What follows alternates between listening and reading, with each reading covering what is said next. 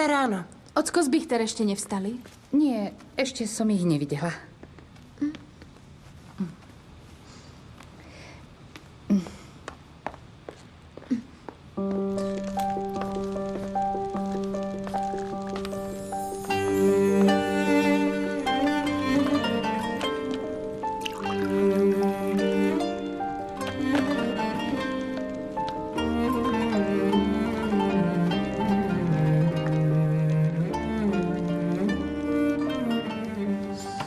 Dobré ráno. Dobré ráno.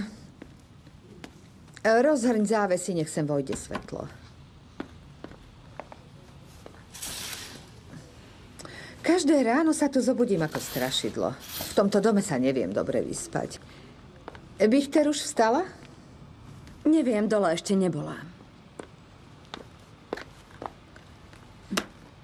Pán Adnan prespal v ateliéri. Počula som, ako si to šepkali tie v kuchyni. Šajesta ho tam videla ísť. A ráno, keď išla pozbírať papriku, vraj bol ešte stále tam. Tým dole veru nič neujde. Dones mi vozík, pôjdem sa nájsť hore. Rýchlo, rýchlo, rýchlo, rýchlo.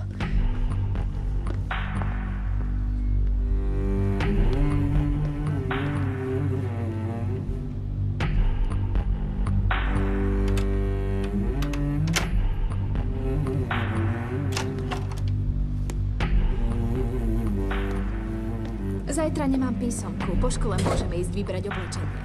Dobre. Možno s nami pôjde aj Pelin. Tak pôjdem aj ja. To teda nie. Chcem ísť, mademoiselle, prosím. Čo tam budeš robiť? Unudíš sa. Ak tam bude Pelin, tak nie. Dobré ráno. Dobré ráno. Dobré ráno. Tak čo, môžem ísť?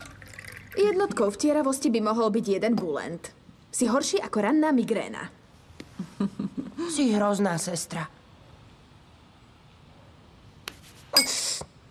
Nerob to, čo nechceš, aby iní robili tebe. Má pravdu.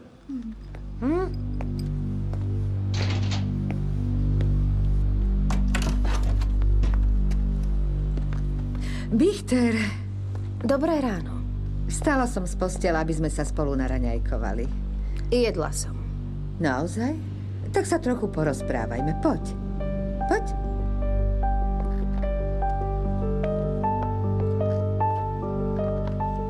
Ďakujem, stačí.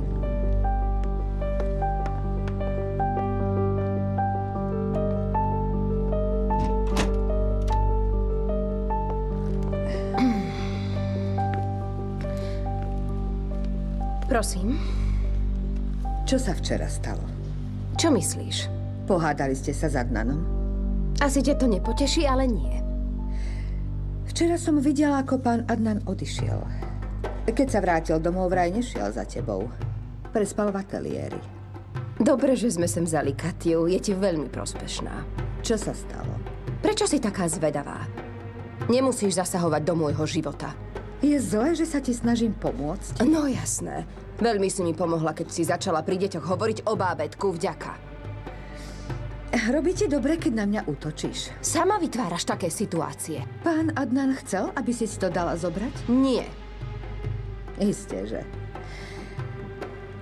Nevravela som ti, že dieťa je vždy garanciou manželstva? A ty, čo si urobila? Nakričala si na tých dole a povedz mi, čo si získala. Naozaj si tak veľmi verila. Prerátala si sa. Hneď si išiel ľahnúť inam. Nešiel by. Ja som sa zamkla a nepustila som ho dnu. Zbláznila si sa? To sa robí, zamykať dvere? Ešte sa tým